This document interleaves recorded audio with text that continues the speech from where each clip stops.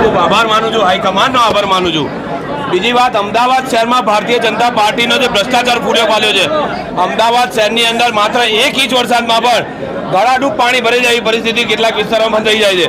અમદાવાદ શહેરની અંદર ભ્રષ્ટાચાર ભારતીય જનતા પાર્ટીનો એટલી હદે ફૂલ્યો પાલ્યો છે કે 12 મહિના હવે તો ભૂવા પડતા થઈ ગયા છે।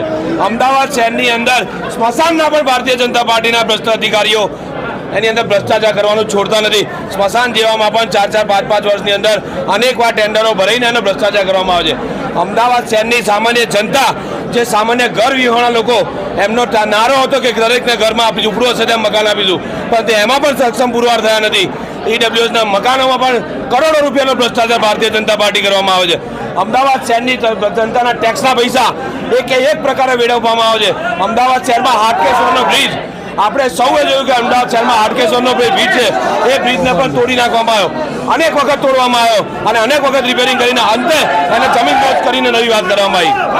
અમદાવાદ શહેરની અંદર ભારતીય જનતા પાર્ટીનો ભ્રષ્ટાચાર એટલી હદ સુધી વધી ગયો છે કે નાના પર્યાવરણલક્ષી કામો હોય, જેમ કે 2 મિલિયન, 3 મિલિયન, 4 મિલિયન, 5 મિલિયનની વાતો કરે, પરંતુ અમદાવાદ શહેરના જગ્યાઓને પણ એમને માલત ઉજારોને ફાડી દેવામાં આવે છે। અમદાવાદ શહેરની અંદર અનેકવિધ મુદ્દાઓ એવા છે, નળ ને ગટરને પાણીના હજારો કરોડ રૂપિયાના પૈસા વાપર્યા છતાં પણ લોકોને હજી પાણીને ગટરની સુવિધાથી વંચિત રહી ગયા છે। શૌચાલયના નામે અમદાવાદ શહેરમાં શૌચાલયના નામે ભ્રષ્ટાચાર કરવામાં આવે છે। એક પણ રસ્તો એવો નથી કે 20 વર્ષમાં ભારતીય જનતા પાર્ટીએ પ્રજાને છેતરી ના હોય। 20 વર્ષના ભાજપીય પાપનું આ ઉત્તમ ઉદાહરણ છે।